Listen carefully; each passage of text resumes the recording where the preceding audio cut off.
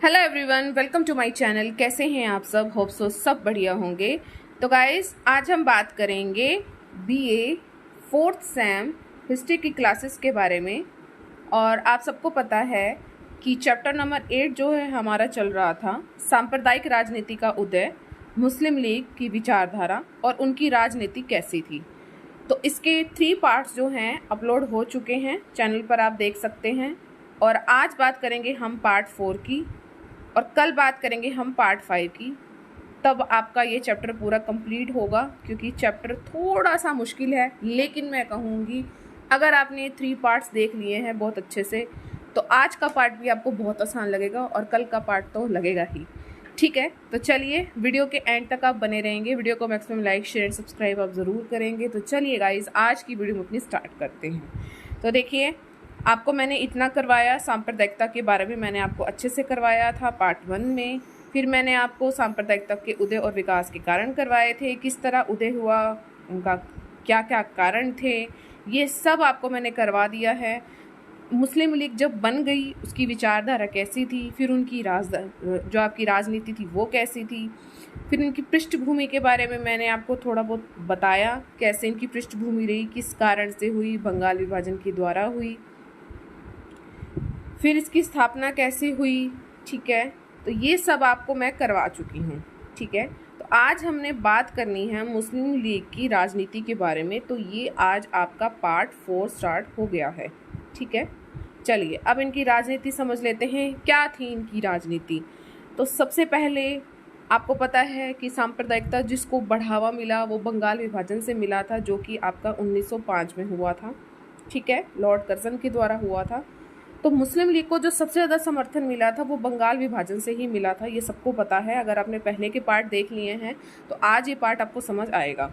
तो मुस्लिम लीग की जो सांप्रदायिक राजनीति है उसकी जो शुरुआत हुई थी वो आपके बंगाल विभाजन से हुई थी। लॉर्ड कर्जन ने दौरा किया था पूर्वी बंगाल का, जिसमें आपके बहुत सारे मुस्लिम प्रतिनिधि थे, तो इस वजह से इनको बहुत ज़्यादा समर्थन मिला था।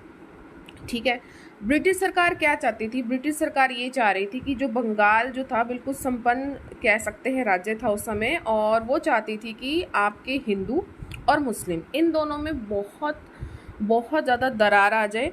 इनकी जो भी भावनाएं थी, पहले ये साथ में थे, आपके हिंदू और मुसलमान साथ में थे, लेकिन एक ऐसा समय आया कि ये एक दूसरे के कट्टर दुश्मन हो गए। वो मैं आपको पढ़ा चुकी हूँ। और इससे क्या हुआ, इनकी जो राष्ट्रीय भावना है, जो हिंदू और मुसलमानों की राष्ट्रीय भावना है, ब्रिटिश सरकार बिल्कुल ऐसे खोना चाहती थी, मतलब कुचल देना चाहती थी। और इसी उद्देश्य से क्या हुआ कि बंगाल विभाजन हुआ, जिसको आप बंग भंग कहते हैं। राष्ट्रीय नेताओं ने इसके विरोध में आपका जन आंदोलन का भी संगठन किया था। मुस्लिम लीग ने सरकार के कदम का स्वागत किया था और अपने पहले अधिवेशन जो कि आपका ढाका में हुआ था, ये भी मैं आपको बता चुकी हूँ। ठीक है, ये इसमें हुआ और इन सब में ढाका में ये प्रस्ताव बिल्कुल पारित हो गया कि हमने अलग से लीग बनानी है। लीग बन गई है, लीग ने अपने अपने डिफरेंट अधिवेशन बनाए, ये भी आपको पता है। और ये जो सारे अधिवेशन हो रहे थे ये विरोध के लिए हो रहे थे, आपसी विरोध के कारण हो रहे थे। किस किस के बीच में विरोध हो रहा था? हिंदू और मुस्लिमों में जो है सांप्रदायिकता के लिए बहुत ज़्यादा विरोध हो रहा था। ठीक है, तो ये चीज़ मैं आपको सब कुछ बता चुकी हूँ। और जो ज़्यादा मात्रा में आप ये कह सकते हैं कि मुस्लिम थे वो आपके पूर्वी बंगाल में थे, ये भी आपको पता होगा अगर आप सारे पार्ट्स देख रहे हैं। तो पूर्वी बंगाल में बहुत ज़्यादा आपके मुसलमान थे और पश्चिम बंगाल में आपके हिंदू बाहुल्य थे। तो पूर्वी बंगाल में जो थे आपके बहुल थे, बहुल प्रांत था, ये मुस्लिम बहुल प्रांत था। और पूर्वी बंगाल के मुस्लिम बहुल प्रांत में राजनीतिक गतिविधियों का ये केंद्र बन गया था और जो सत्ता है यहाँ पर बहुत ज़्यादा स्ट्रॉन्ग हो गई थी। तो बंगाल विभाजन का देख सकते हैं, मुस्लिम लीग को पूरा समर्थन मिला है। शुरुआत अगर यहाँ से हुआ है तो समर्थन तो यहाँ से मिलेगा ही। ठीक है, तो फर्स्ट आपका ये पॉइंट बिल्कुल क्लियर होता है। आगे बढ़ते हैं। सांप्रदायिक निर्वाचक मंडल की यहाँ पर और आरक्षण की मांग जो है यहाँ पर की गई थी मुस्लिमों के द्वारा। वो क्या चाहते थे? वो ये चाहते थे कि आपकी जो है सांप्रदायिक निर्वाचन मंडलों की स्थापना की जाए, जो मुसलमान हैं उनको वो सारे अधिकार दिए जाए जो आज की हिट लिस्ट में आपको देखने को मिलते हैं। अब वो क्या अधिकार चाहते थे कि ये मुसलमान ये चाहते थे जो भी सरकारी नौकरियां हैं ये हैं उनमें उनको प्रॉपर आरक्षण दिया जाए, और जितने भी जज हों वो सारे के सारे मुस्लिम हों। अब देखो इनकी मांग क्या क्या निकल रही है, और आरक्षण की मांग देखो कहाँ कहाँ हो रही है। जजों की नियुक्ति हो मुस्लिम हो, हिंदू उसमें नहीं है, क्योंकि यहाँ पर कट्टरता हो चुकी थी बंगाल विभाजन में। ठीक है, और मुस्लिम विश्वविद्यालय की ही स्थापना हो जाए, प्रतियोगिता जो परीक्षाएं होती हैं जो आज के टाइम में बहुत ज़्यादा फेमस हैं उनको समाप्त कर दो। मुस्लिम ये चाहते थे कि इनको समाप्त कर दें।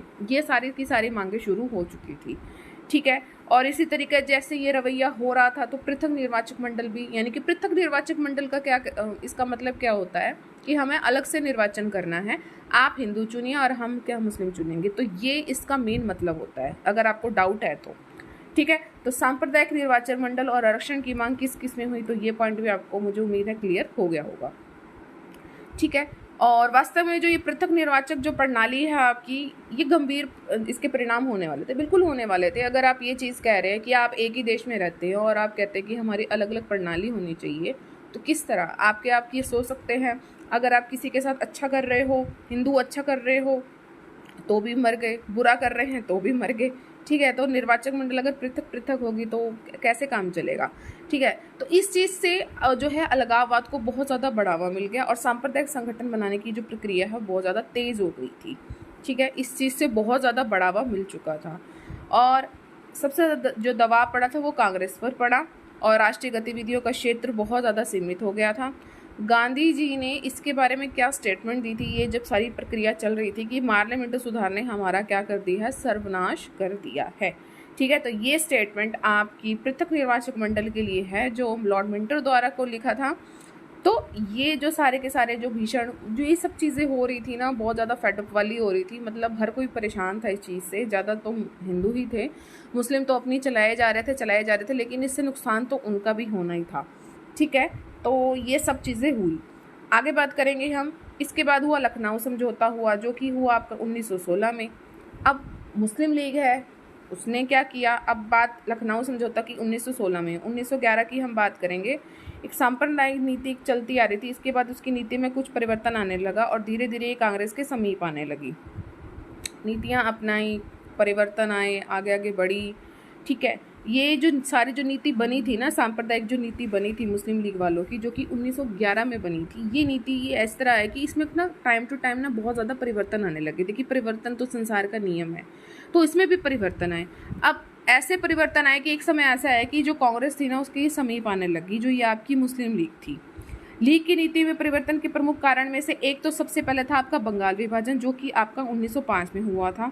इस बंगाल विभाजन को सरकार द्वारा जो था 1911 में जाकर निरस्त कर दिया, ठीक है। जो 1905 में बंगाल का विभाजन हुआ था वो 1911 में जाकर उसको डिस्ट्रॉय कर दिया था कि अब इसकी जो भी इसमें बातें हुई थी वो हम नहीं मानेंगे। तो सबसे बड़ा कारण तो यही हुआ कि कांग्रेस के नज़दीक जाने का, मुस्लिम लीग का। ये आप ध्यान रखेंगे, ठीक है, ये इंपॉर्टेंट है। इससे वे सरकार से दूर जाने लगी, जो सरकार थी ब्रिटिश सरकार से, उससे वो दूर जाने लगी। अब इसी समय में 1911 में क्या हो रहा था, 1911 में एक चीज़ और हो रही थी जिस कारण भी कह सकते हैं कि ये चीज़ें उत्पन्न हुई। 1911 में तुर्की और इंग्लैंड के संबंधों में भी बहुत ज़्यादा कटुता आ रही थी और जो तुर्की का खलीफा था, खलीफा मतलब जो सर्वोपरि होता है, जिसकी सारी बातें मानते हैं, वो सिर्फ मुस्लिम जगत में वो था, सर्वोपरि था। तुर्की की जो खलीफा था वो मुस्लिम जगत में बहुत अच्छा महत्वपूर्ण स्थान वो रखता था और इस कारण भारतीय मुसलमान भी क्या हो गए, जो भारत में मुसलमान रहते थे वो भी क्या हो गए, इंग्लैंड की जो नीतियाँ थी उससे नाराज़ होकर क्या होने लगे, ईर्ष्या होने लगे, ठीक है। यहाँ पर तुर्कियों की बात कर रहे हैं और ये भारतीय मुसलमानों की बात कर रहे हैं। लीग की एक पुरानी नीति थी, वहाँ पर एक और परिवर्तन देखने को आया। एक तो आपका बंगाल विभाजन है, दूसरा परिवर्तन क्या हुआ, इसमें ये हुआ कि इसमें नवयुग नेता शामिल होने लगे। अब वो नवयुग नेता कौन कौन से थे, एक तो अबुल कलाम आज़ाद, नाम याद रखने हैं अपने। एक अबुल कलाम आज़ाद थे, मौलाना मोहम्मद अली जिन्ना थे, ये मौलाना मोहम्मद अली थे, शौकत अली थे और डॉक्टर अहमद अंसारी। ये आपको नाम याद रखने हैं। ये नवयुग नेताओं ने इस टाइम जो है प्रवेश ले लिया था, इनकी नीति में धीरे धीरे परिवर्तन आने लग गया था। अब आप देख सकते हैं, अगर कोई नया आदमी आएगा तो उनके विचारों में आपको बहुत ज़्यादा जोश दिखेगा, तो और वो कहीं ना कहीं के सेटिस्फाई भी कर लेते हैं, ठीक है। तो उसी टाइम यही हुआ कि इनके जो विचार थे परिपूर्ण थे, मतलब सेटिस्फाई कर रहे थे लीग को, और ब्रिटिश साम्राज्यवाद को सभी भारतीयों के लिए अभिशाप समझते थे। उनकी क्या विचारधारा थी कि जो ब्रिटिश साम्राज्यवाद है, ये जितने भी इसमें भारतीय रहते उनके लिए अभिशाप है। इस कारण उनका कांग्रेस के समीप आना अपना स्वाभाविक था। अगर वो ब्रिटिश साम्राज्यवाद की अगर निंदा कर रहे हैं तो वो कांग्रेस के समीप तो आएंगे ही आएंगे। कांग्रेस ने भी लीग में हो रहे परिवर्तनों का स्वागत किया, बिल्कुल किया, अच्छे से किया, और उसने अपने 1913 में अधिवेशन में प्रस्ताव पार करके तुर्की के प्रति भी सद्भावना व्यक्त कर दी। लो भाई, यहाँ पर कांग्रेस ने भी ये काम कर दिया कि वो भी तुर्की की जो खलीफा था, जो मुस्लिम था, उसके प्रति उसने बहुत ज़्यादा सद्भावना व्यक्त कर दी। अब क्या होगा, ये बात हो रही है 1913 की। अब इससे कांग्रेस और लीग की जो दूरी थी और कम हो गई, क्योंकि जो तुर्की का जो खलीफा था वो मुस्लिम था। अब कांग्रेस और लीग में क्या हुआ, आपस में दूरी कम हो गई। फिर बात करेंगे हम 1915 की। 1913 में ये काम हुआ। 1915 में क्या हुआ कि लीग के एक बम्बई अधिवेशन हुआ था, उसमें अनेक कांग्रेस जो नेता थे उनको आमंत्रित किया गया। ये बात हो रही है 1915 की, ठीक है। और इसमें कौन थे, इस अधिवेशन में कौन थे, बम्बई अधिवेशन में आपके महात्मा गांधी थे, मदन मोहन मालवीय थे और सरोजिनी नायडू थे। तो ये थे। अब इसमें जो आपके मोहम्मद अली जिन्ना थे, जो एक नवयुवक नेता थे, इन्होंने क्या किया इस अधिवेशन में, इस बम्बई अधिवेशन में, जो कि आपका 1915 में हुआ था, आपके महात्मा गांधी, मदन मोहन मालवीय और सरोजिनी नायडू थे इसमें। तो मोहम्मद अली जिन्ना ने इस अधिवेशन में कांग्रेस तथा लीग के साथ साथ कार्य करने का प्रस्ताव रख दिया कि जो भी काम करेंगे हम इकट्ठा करेंगे, क्योंकि कांग्रेस ने भी कहीं ना कहीं सहानुभूति जो है दिखा दी थी। प्रस्ताव रखा और इस काम के लिए एक समिति भी बनाई गई। इस समिति द्वारा 1916 में जाकर, बात देखिए यहाँ पर हो रही 1915 की, फिर 1916 में संयुक्त कांग्रेस लीग योजना तैयार की गई, जो आपके लखनऊ समझौते के नाम से प्रसिद्ध हुई, क्योंकि लखनऊ में हुई थी तो लखनऊ समझौते के नाम से प्रसिद्ध हुई। 1916 में संयुक्त कांग्रेस लीग योजना तैयार की गई, ठीक है। अब इसमें क्या हुआ, 1916 में कांग्रेस और जो आपकी लीग थी उसमें क्या हुआ कि वार्षिक अधिवेशन लखनऊ में साथ साथ होने लगे, ठीक है। जो वार्षिक अधिवेशन थे वो साथ साथ हुए कांग्रेस और लीग के, जिसमें दोनों दल जो थे अपनी योजना को जो है स्वीकार कर लिया, ठीक है। जिसमें दोनों दलों ने इस योजना को क्या कर दिया, स्वीकार कर लिया। इस समझौते के तहत पृथक निर्वाचक मंडल की बात को कांग्रेस ने स्वीकार कर लिया। जो चीज़ अगेंस्ट हो रही थी उसको इतना मतलब अच्छे से स्वीकार कर लिया, मतलब क्या था समझ नहीं आया। 1916 में इस चीज़ को स्वीकार कर लिया गया, ठीक है। अब विभिन्न प्रांतीय सभाओं में मुसलमानों के लिए प्रतिनिधित्व का अनुपात जो है निर्धारित किया गया। पहले स्वीकार करा, फिर प्रतिनिधित्व जो थे वो भी आपका अनुपात निर्धारित किया कि इतने में ये होगा, इतने में ये होगा।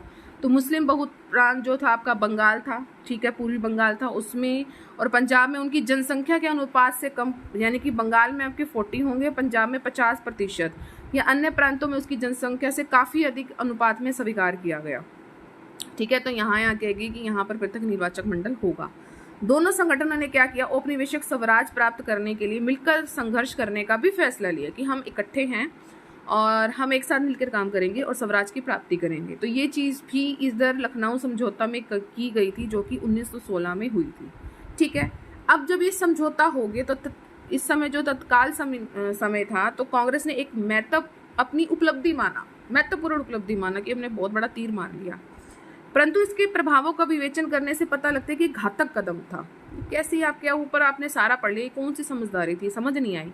कांग्रेस ने सांप्रदायिक आधार को ही स्वीकार कर लिया तथा मुस्लिम लीग को मुसलमानों का वास्तविक जो है प्रतिनिधि मान लिया। अब कैसे हो सकता है, इस समझौते ने सरकार की नीति पर ही मुहर लगा दी कि भारत अलग अलग धार्मिक समुदायों का देश है, जिनके हित धर्म के आधार पर भिन्न भिन्न हैं। वास्तव में समझौते ने भविष्य में सांप्रदायिकता के विकास का मार्ग खोल दिया। अगर ये चीज़ ना करते, अगर जो कांग्रेस है वो तुर्की का खलीफा है उसके प्रति सद्भावना ना रखते, उनके सांप्रदायिक नीति का समर्थन ना करते, तो आज स्थिति कुछ और होती। इसका प्रभाव आज भी आपको देखने का कहीं ना नहीं मिल जाता है, ठीक है, क्योंकि हम इतिहास से ही बहुत कुछ सीखते हैं। तो ये चीज़ें होती हैं, आज भी होती हैं। मैं अपनी क्लास में बहुत अच्छे से समझाती हूँ कि इतिहास को अपने आज के जीवन से जोड़ के देखिए तो ये चीज़ें होती हैं, लेकिन शर्त ये है कि उसको चीज़ को समझना आना चाहिए, ठीक है। तो पहले तो आप उसको चीज़ को मतलब एक्सेप्ट कर रहे हो कि हाँ जो वो कह रहे हो उसको एक्सेप्ट किए जा रहे हो, लास्ट में आप कहते हो कि ये घातक कदम था। तो आपको जब कर रहे थे तब समझ नहीं आ रहा था, इसके बाद में आप क्या कहेगा। और एक नेता की बात थोड़ी हो रही थी, बहुत से नेता थे इसमें। तो इस पर आपके इंद्र विद्या वाचस्पति हैं, उन्होंने कहा कि इसके बारे में क्या लिखे हैं। उन्होंने कहा कांग्रेस के उस समय के नेताओं ने समझा था कि जो समझौता हो रहा है वह सौदे का अंतिम अध्याय है, पर वह केवल पहला अध्याय निकला और उसके अंतिम अध्याय का शीर्षक था पाकिस्तान, ठीक है। अभी वो ये सोच रहे थे सिर्फ यही था, यहाँ तक आपकी बात खत्म हो जाएगी, that's it, but no, last में पाकिस्तान की मांग की गई, वो आपको मैं कल पढ़ाऊंगी। तो किस तरह वहाँ तक पहुँचे ना, तो बहुत मतलब बहुत टाइम लग गया था। यहाँ पर तो सिर्फ आपकी इतनी सी बात ही हो रही है लखनऊ समझौते में, ठीक है। और ये पॉइंट भी मुझे होप सो क्लियर हो गया होगा। मुस्लिम लीग का पुनर्गठन पढ़ लेते हैं। लखनऊ समझौते तथा खिलाफत मुद्दे के फलस्वरूप मुस्लिम लीग की सांप्रदायिक राजनीति कुछ समय के लिए अपनी पृष्ठभूमि में चली गई थी। अब इसी बीच बहुत सारी चीज़ें हुई, रोलेट एक्ट हुए, सत्याग्रह हुआ, खिलाफत हुआ, असहयोग आंदोलन हुआ। इन सब में आपको हिंदू मुस्लिम एकता की जो है बहुत अभूतपूर्व रही है, मैंने आपको पढ़ा दिया है। अच्छा, साम्राज्यवादी विरोधी जन संघर्ष जो था व्यापक बन करा, लेकिन असहयोग आंदोलन आंदोलन का स्थगन हुआ और खिलाफत मुद्दे की समाप्ति ने इस जड़े संगठन ने फिर तितर बितर हो जाने मुस्लिम लीग को फिर से सक्रिय कर दिया, क्योंकि एक एकता दिख रही थी। अब ये इस समय, अब जब एक बार किसी चीज़ का अस्तित्व चला जाता है और उसके बाद जो होता है तो बैक टू जब होता है तो कैसे होता है, तो इस तरह होता है। तो यही होता है कि वो फिर उसने अपने आप को अलग दिखाने का प्रयास कर लिया। अब 1918 में यहाँ कांग्रेस के साथ मिलकर चल रही थी, अधिवेशन भी सांझे होते गए और मोहम्मद अली जिन्ना की अध्यक्षता में लाहौर में अधिवेशन बुलाए गए। फिर सांप्रदायिक मांगों को दोहराया गया, ये डेट्स आपने याद रखनी है सब। फिर से सांप्रदायिक मांगों को उठाया गया और संघ की स्थापना की गई और मुस्लिम बहुल क्षेत्रों को हिंदू के प्रभुत्व से बचाने के लिए आपने किए ये सारे काम किए। और पृथक निर्वाचक मंडल की बात भी की गई, तो पाकिस्तान की मांग की गई। तो ये सब चीज़ें फिर से होने लगी। जब यहाँ पर तो आपको हिंदू मुस्लिम एकता दिख रही है असहयोग आंदोलन में। जब यहाँ से कट टू कट हो गए, फिर ये अलग रूप में आए। फिर उन्होंने फिर से 1924 में जाके फिर रूप धारण कर लिया कि भाई हमें फिर से पृथक निर्वाचक मंडल चाहिए, क्योंकि यहाँ पर आपको एकता दिख रही थी ना। तो ये सब चीज़ें होने लग गई, ठीक है। तो ये सब चीज़ें हुई और इस टाइम फिर दंगे भी होने लगे, तो तरह तरह की चीज़ सारी होने लगी, ठीक है। तो आज का पार्ट 4 सिर्फ हम यहाँ तक करते हैं, क्योंकि इसको बहुत अच्छे से समझना है, क्योंकि चैप्टर थोड़ा सा हटके है और मुझे उम्मीद है कि इतना आपको अब तक समझ आ गया होगा। और कल हम इसको बिल्कुल कंप्लीट कर लेंगे पार्ट 5 में। देखिए कल भी बहुत सारा है, मुझे लग रहा है कि हो जाएगा कल कंप्लीट, क्योंकि इसको आराम से समझाना है, ठीक है। तो चलिए, कैसे लगा ये सेशन, मुझे उम्मीद है बढ़िया लगा होगा। अगर अच्छा लगा है तो प्लीज़ लाइक करें, शेयर ज़रूर करें, सब्सक्राइब का रेड बटन उसको ज़रूर प्रेस करें और ऑल पर आपने ज़रूर क्लिक करना है, ताकि चैनल पर जितनी भी वीडियोस आएँ उसकी नोटिफिकेशन आपको टाइम टू टाइम मिलती रहे। तो मिलेंगे अपने नेक्स्ट सेशन में। Till then thank you so much for watching, bye bye guys and take care.